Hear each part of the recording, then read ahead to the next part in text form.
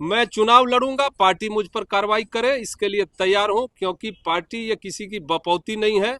Party को बचाने के लिए मैं ये कदम उठा रहा हूं। मुझ पर कोई कागजी कार्रवाई करे, मेरे दिल से भाजपा कभी नहीं निकल सकता है। तो निश्चित रूप से ये सारा दोष नित्यानंद राय जी को ही जाता है, क्योंकि मुझे पता है कि उपेंद्र कुशवाहा जी ने इस सीट को लिया नहीं है, बल्कि नित्यानंद राय जी ने जबरदस्ती उनको ये सीट दिया है।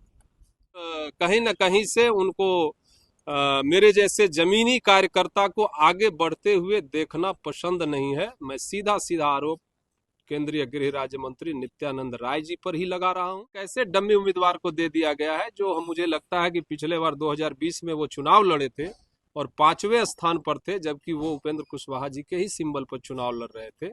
और उनके पिताजी यहाँ से 2-2 बार विधायक और मंत्री भी रहे हैं।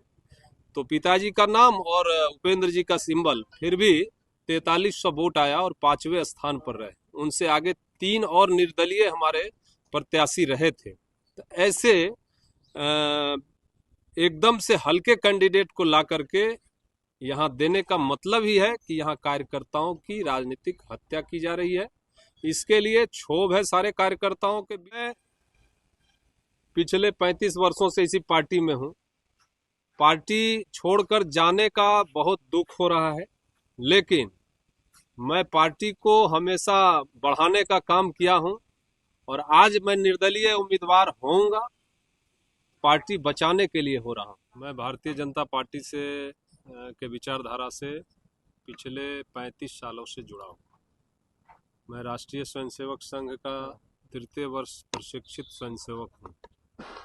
मैं संघ का जिला कार्यवाह रहा हूं और 2 सत्र में जिला अध्यक्ष रहा हूं। उससे पहले जिला का महामंत्री रहा और विगत 10 वर्षों से उजियारपुर विधानसभा का महामंत्री के नाते प्रभारी था और जिला अध्यक्ष होने के नाते, चूंकि यह मेरा कर्म क्षेत्र है, तो यहाँ पर विशेष रूप से मेरा आना जाना, लोगों के बीच रहना और लोगों के सुख दुख में शामिल होना, यह शामिल था उजियारपुर क्षेत्र के लोगों के साथ।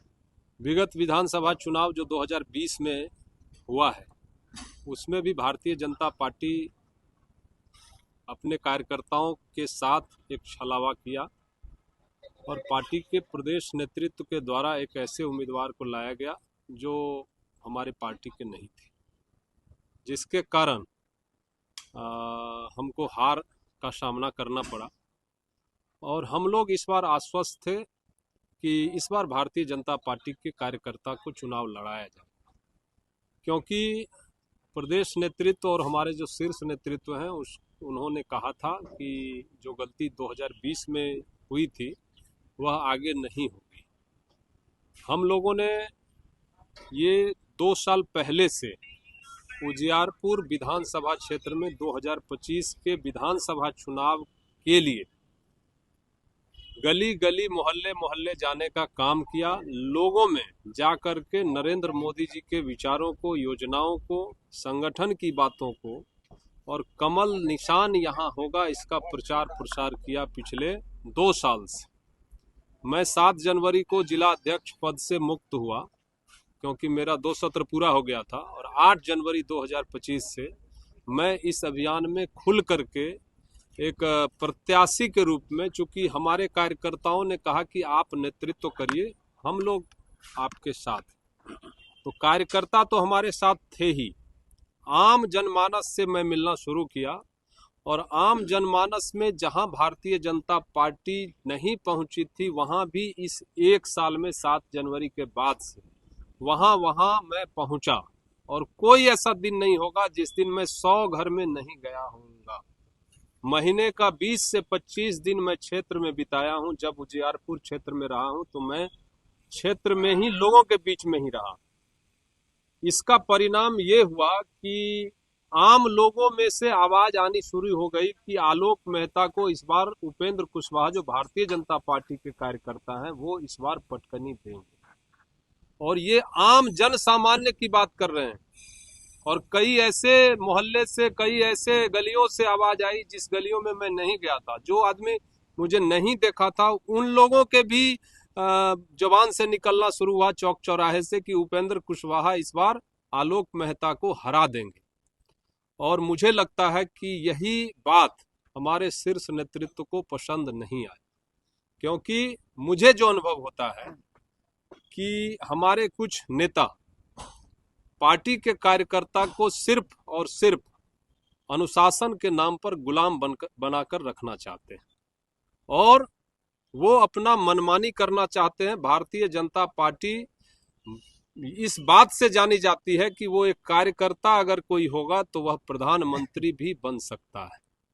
लेकिन हमारे यहाँ दुर्भाग्य की बात है, 2020 में भी किया गया और इस बार तो उससे भी ज्यादा शर्मनाक बातें होने की खबर आ रही है। अभी पार्टी ने आधिकारिक घोषणा नहीं की है, लेकिन जिस प्रकार से यहाँ आरएलएम के एक उम्मीदवार अपना सिंबल लेकर के और वो कह रहे हैं, क्षेत्र में घूम रहे हैं कि हमको सिंबल मिल चुका है, तो निश्चित रूप से, और हम लोगों ने भी पता किया है, तो शीर्ष नेतृत्व के द्वारा इशारे में बताया गया है कि यह सीट आरएलएम को चला गया है। जबकि मैं दावे के साथ कहता हूं कि कोई यदि आरएलएम के प्रखंड अध्यक्ष का नाम बता देगा तो मैं राजनीति छोड़ दूंगा।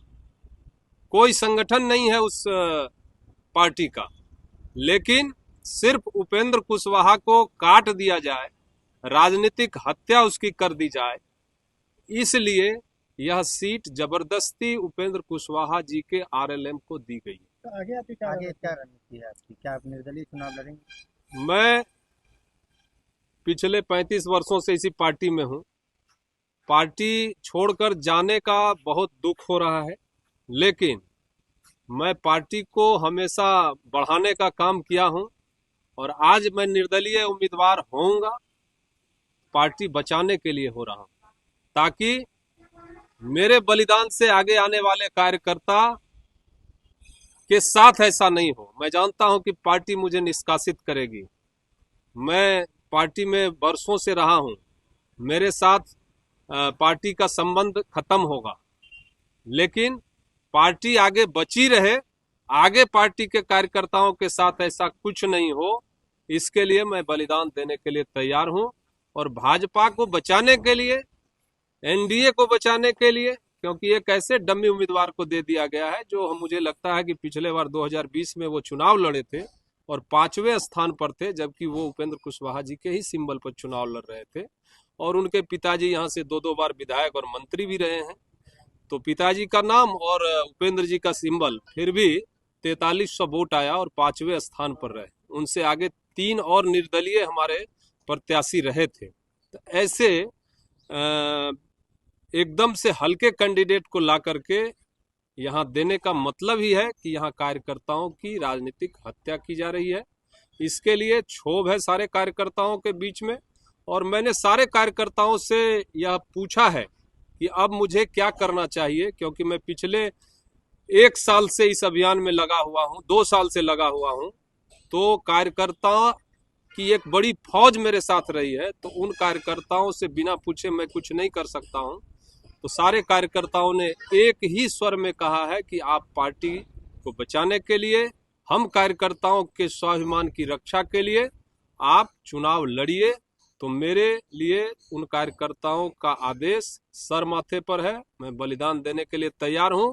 और हम निर्दलीय चुनाव लड़ रहे हैं तो सिर्फ और सिर्फ किसी को औकात दिखाने के लिए नहीं, या किसी से प्रतिशोध में आकर के नहीं।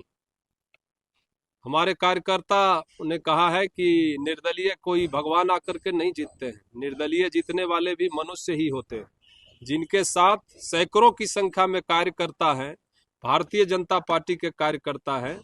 तो ऐसे बिरले ही होंगे जिनके साथ मैं ऐसा उदाहरण मैं तो नहीं देखा हूं कि पार्टी से आप इस्तीफा देंगे या पार्टी में रहकर आप? मैं चुनाव लड़ूंगा, पार्टी मुझ पर कार्रवाई करे इसके लिए तैयार हूं, क्योंकि पार्टी ये किसी की बपौती नहीं है।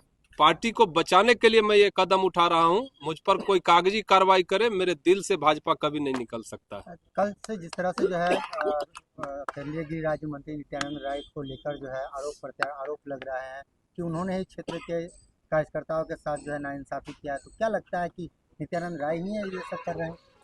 पूरे बिहार में आप देख रहे हैं कि नित्यानंद राय जी का क्या रोल है।